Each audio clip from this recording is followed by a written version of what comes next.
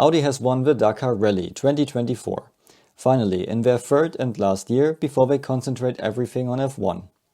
It's an historic win, not just because it's the first time a car with an electric drivetrain and combustion range extender is winning the Dakar, but also because the new class T1 Plus was created on Audi's request to join. And the T1 Plus category is very popular now and makes the Dakar very attractive for other manufacturers. So how did Audi start this program? At the beginning, in 2020, there were two different car concepts in the Dakar Rally. Four-wheel drive cars with small 32-inch wheels and 280mm suspension travel, and two-wheel drive buggies with large 37-inch wheels and 460mm suspension travel. These 32-inch wheels are naturally deforming more often because of their smaller radius, and at the same time, four-wheel drive vehicles were heavier, so they had lots of tire failures. When Audi wanted to join, they saw the four-wheel drive problems, but for them it was clear that they want to win Dakar with an all-wheel drive vehicle. So they asked to be allowed to use the larger 37-inch wheels on an all-wheel drive car, and with more suspension travel. The FIA agreed, and they called it the new T1 Plus category. So all-wheel drive cars could now use 37-inch wheels and 350mm suspension travel. To prepare for their Dakar program, also the organization in the background needs to be installed. And that usually takes a long time. So Audi went to the successful German rally raid team X-Raid, and they made a deal. X-Raid traditionally runs BMWs and Minis, so they couldn't run Audis now. So they founded a new company called Q Motorsport and took over all key X-Raid staff, including their drivers.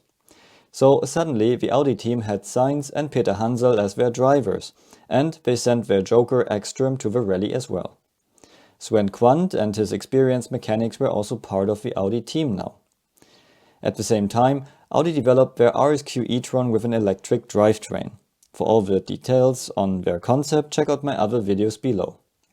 So they took their Formula E electric motors, one for the front axle and one for the rear axle.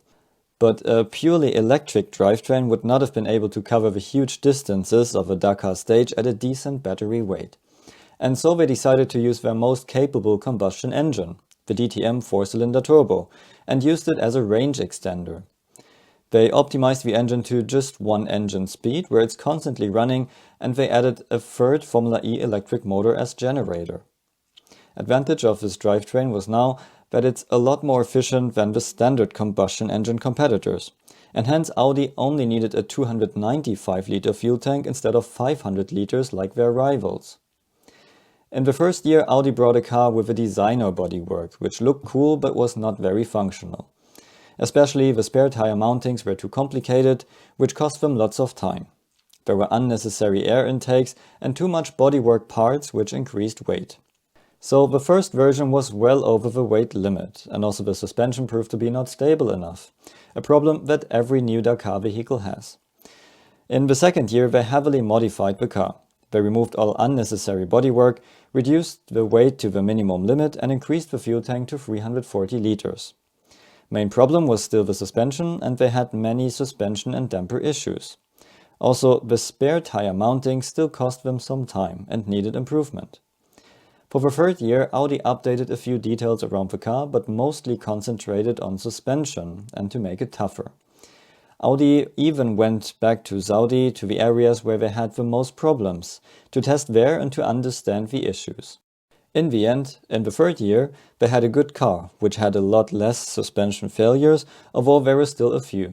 And hydraulic issues meant they didn't have a jack when they needed one, and a mechanical one was not on board. Anyway, through great teamwork, Audi could win the Dakar Rally 2024, and it's a good way to say goodbye. Also, it shows that you can compete in the Dakar Rally with an alternative drivetrain and be competitive, which is a good sign for other manufacturers. How did you like Audi's Dakar program and how it changed the Dakar Rally? Let me know in the comments below and see you at the next video.